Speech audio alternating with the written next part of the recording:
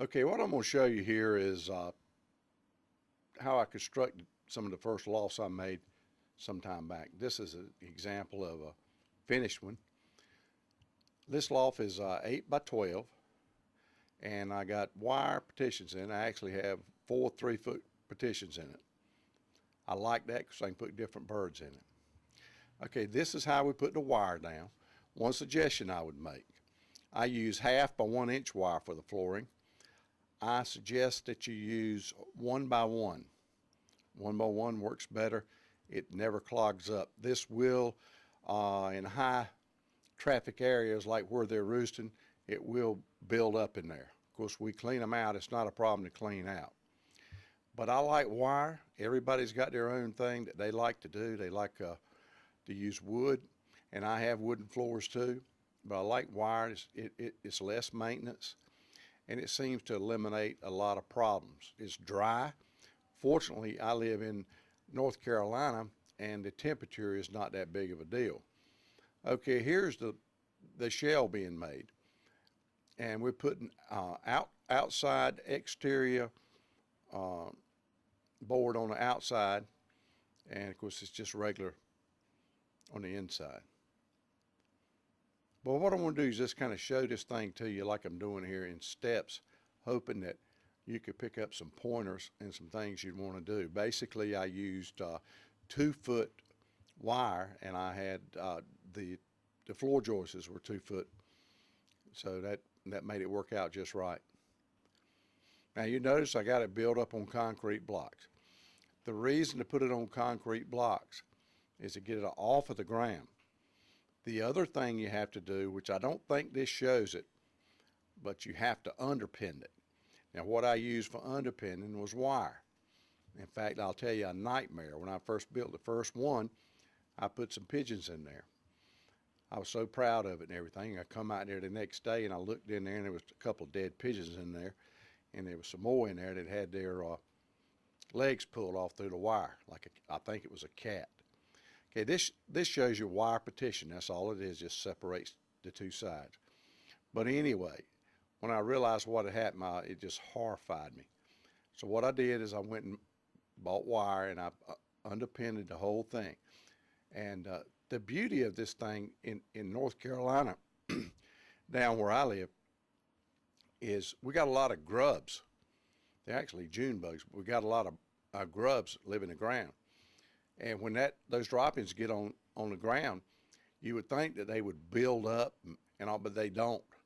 The grubs and the worms eat that stuff up, almost turn it to nothing.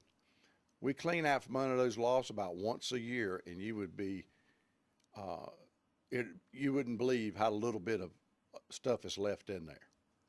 But I actually built 3 of these. Now this is a loft with showing some birds in here. These are German trumpeters. I don't have any of these anymore, so don't ask me about them. I had them for a while. This kind of shows you how it was laid out, and you notice in the back I've got some crate material, some little stacking material that I use for nest boxes. But they love the wire, particularly the muff birds. However, the wire does damage their muffs just from the wear and tear from being on the wire. Now here's an example here. These are some plastic crates that I got at a Big Lot store. The only place I ever found them. They work real good. You can stack them. And here we got some black white bar starlings, and they got those nests in there.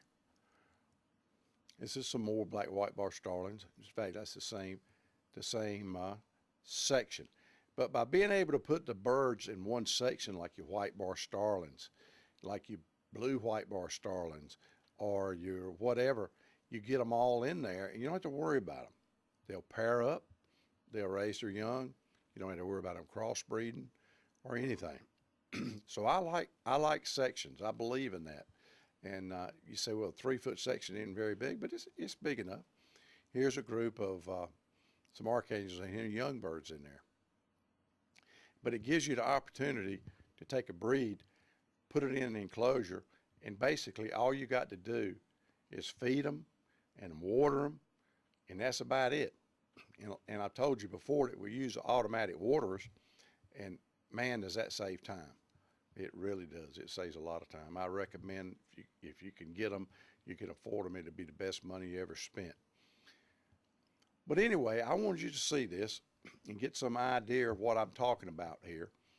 And hopefully maybe you could pick up an idea or two, because people are certainly interested in looking at how loss are made. And earlier I told you about the new book by Jerry Gagne with Foy's, The Loss of North America. It's got some really, really neat stuff in it. But you look at other people's ideas, and then you come and you put them to work for yourself. I built cages out the back of these. I actually built them for two reasons. One, for water. Two, so if I want to catch birds, all we do is go in there. One man pushes the birds out in the back. We can lift that wire up and we can catch the birds we need to catch. It saves a lot of stress and strain on the birds by being able to do this. Well, I hope you've enjoyed this. I love talking about loss. I love talking about pigeons. I think y'all figured that out by now. I've got to show you one thing that's kind of humorous, so it's coming up here. And what it is, this is one of the finished loss here, 8x12. And what it is what I call the pigeon exodus. The river didn't dry up, but here's a pigeon loft that I'm moving from one property to where I am now. And you can see how we loaded them. And this is what's funny. We didn't take the pigeons out. The pigeons in there, it's only about 1.5 miles to where they are now. But the pigeons are in there and they're riding down the highway. And I thought y'all would get a kick out of that because it was funny. We call it the Great Pigeon Exodus.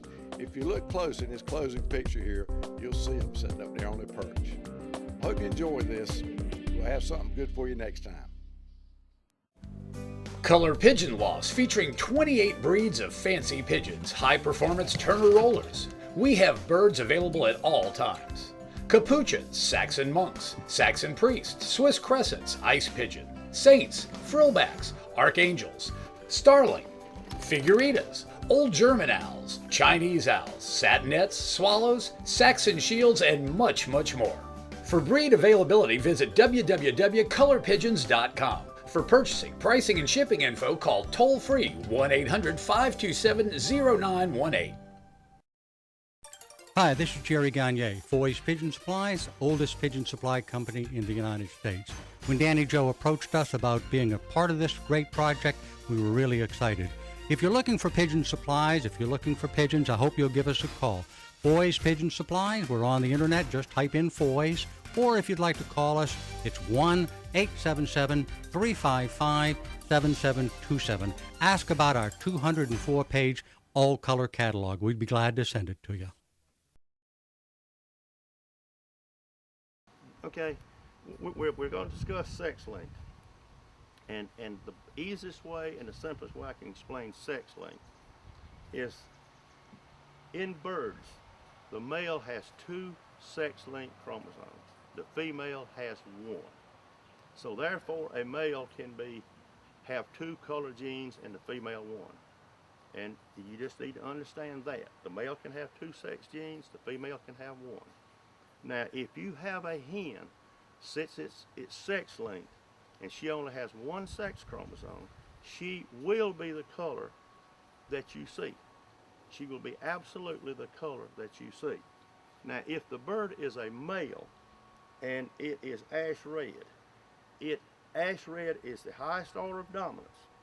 So you visually see ash red, but he could carry blue or brown. That's a possibility. The blue bird, if it was a male, it could carry, since it's 2 sex chromosomes, it could carry, we know it carries blue because that's what we're looking at. It could carry brown because blue is dominant over brown.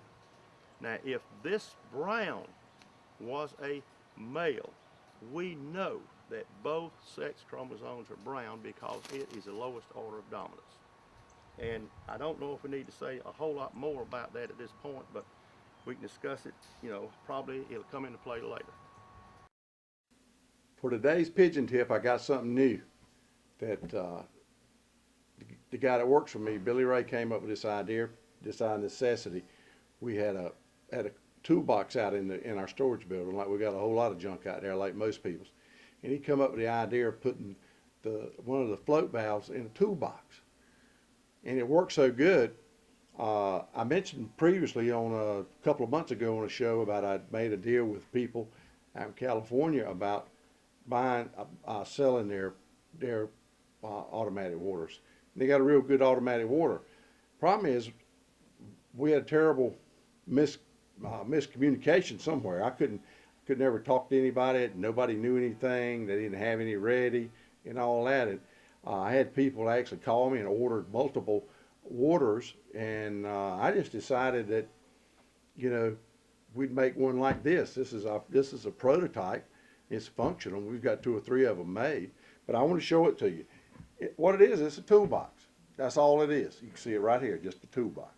All right, what we did is we hooked up, this is the hose, fits directly to a garden hose or whatever. We have underground watering because we have automatic waters on all our pins. You notice it's got 2 holes in it. Actually, what we can do is we put it up between 2 lofts that's separated by either a wall or by wire, and this one water will water 2 different lofts. That saves you a lot of time. We have lofts that are 8 by 12, and we have 2 waters on each loft, and that's it for all of them.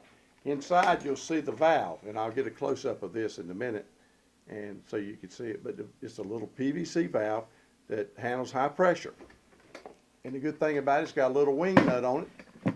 You just adjust the float. It fills up to a certain amount, and it stops letting any water in.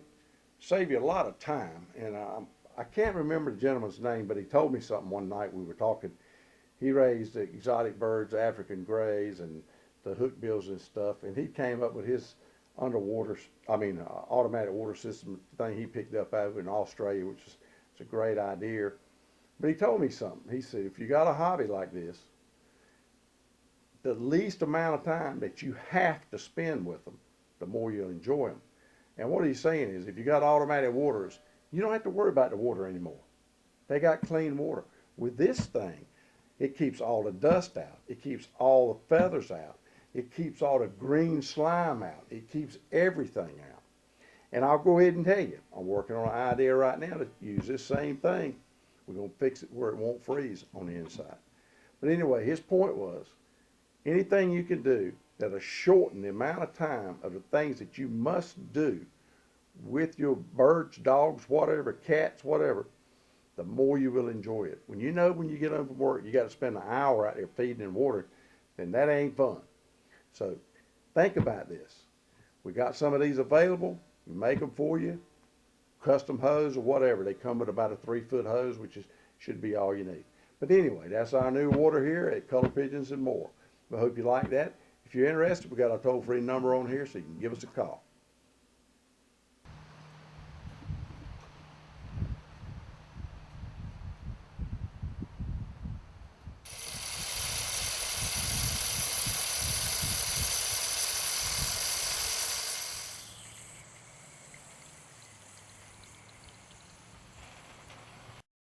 Thanks for watching Color Pigeons and More, the Pigeon TV show that covers all aspects of the pigeon hobby. Today's show has been brought to you by Foy's Pet Supplies, since 1887, America's oldest bird supply company. Dr. Pigeon proven pigeon products, 18 to choose from. Color Pigeon Lofts, featuring 27 show breeds and high performance rollers. Be sure to tune in for our next episode. Be looking for us right here on the web.